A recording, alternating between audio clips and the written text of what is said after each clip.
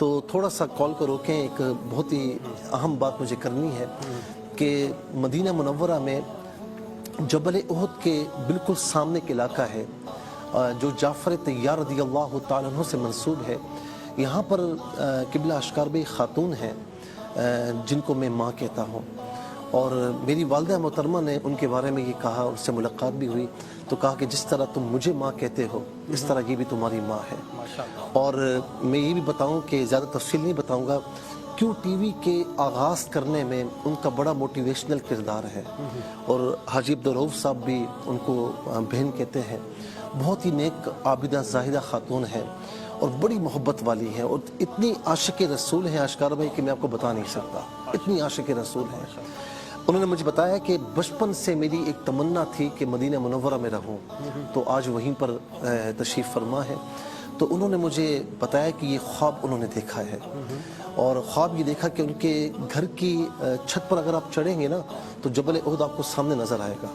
کہا کہ ایک مخلوق ہے جنہوں نے سفید لباس پہنا ہوا ہے، کہتی ہیں کہ میں چھت پر گئی ہوں تو اس مخلوق نے کہا کہ اقرئی یا اقرئی، یہ الفاظ عربی کے کہ تو پڑھ. تو کہتی کیا پڑھوں؟ تو کہا کہ لا الہ الا انت سبحانک انی کنت من الظالمین. دو چیزیں بتائیں کہ اقرئی اور بلغ، کہ اس کو پڑھو اور آگے بھی بتاؤ. کہتی ہیں کہ چونکہ میں نے یہ پورا منظر بڑا یعنی واضح دیکھا ہے اور مجھے یہ حکم ہوا ہے کہ میں اسے آگے پہنچاؤں، تو کہا کہ میں تمہیں بتا رہی ہوں کہ اس وقت زہر کرونا وائرس ہے مدینہ منورہ میں بھی، مکہ مکرمہ میں بھی، پورے عالم دنیا میں اس وقت انسان پریشانی کے عالم میں ہے اور یہ رکنے کا نام نہیں لے رہا. ویکسینز آپ کو پتہ ہے کہ اب تک تیار نہیں ہوئی، ٹھیک ہے نا. آگے ہمیں سارے راستے بند نظر آ رہے ہیں، جہاں سارے راستے بند ہوں تو وہاں ایک ہی راستہ ہے، اللہ رسول کا راستہ، وہ کھلا ہوا ہے. تو یہ لا الہ الا انت سبحانک انی کنت من الظالمین، یہ آیت کریمہ ہے. یونس علیہ السلام نے اس سے پڑھا تھا تو مچھلی کے پیٹ سے باہر تشریف لائے تھے، کوئی راستہ نہیں تھا لیکن آ گئے. تو آج انشاءاللہ اگر ہم کہتی ہیں کہ میں نے پوچھا کتنی تعداد میں پڑھوں تو کہا یہ نہیں بتایا، کہا کہ اقرئی پڑھ اور بلغ اسے آگے پہنچا. تو اس وقت انہوں نے کہا کہ میں یہ خواب بیان کر رہی ہوں تو اسے پوری دنیا میں سنائیے.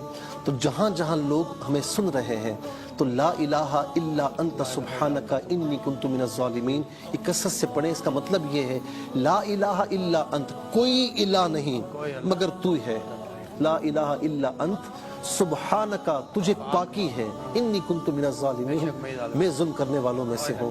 بس یہ پڑھیں کثرت سے اور دعا کریں کہ اللہ تعالیٰ ان حالات سے ہمیں نجات عطا فرمائے. اس طرح اہتمام کر لیں کسی نماز کے بعد ایک تسبیح پڑھ لیں. جی اس طرح کر لیں، تسلسل کے ساتھ اس کو پڑھتے رہیں. یہ بھی کر سکتے ہیں کہ کسی وقت گھر میں، یعنی آج کل تو آپ کو پتہ ہے کہ رات میں سب گھر میں موجود ہوتے ہیں تو تمام گھر والے مل کر بیٹھ کر پڑھ لیں. وضو کرنا ضروری ہے؟ نہیں، وضو کرنا ضروری نہیں ہے، کر لیں بہت اچھی بات ہے، کرنا ضروری نہیں. بیٹھ کر اسے 5 منٹ 10 منٹ اسے پڑھ لیں. رات میں سوتے سے آنکھ کھل جاتی ہے، جی بیڈ پہ لیٹے بالکل پڑھ سکتے ہیں، کوئی حرج نہیں ہے. ہر نماز کے بعد بھی پڑھ لیں یا گھر کے تمام افراد مل کر اجتماعیت کے ساتھ پڑھ لیں، جس طریقے سے ہی پڑھیں کثرت سے اس کو پڑھیں. ایک درخواست ہے، جی جب اماں کو آپ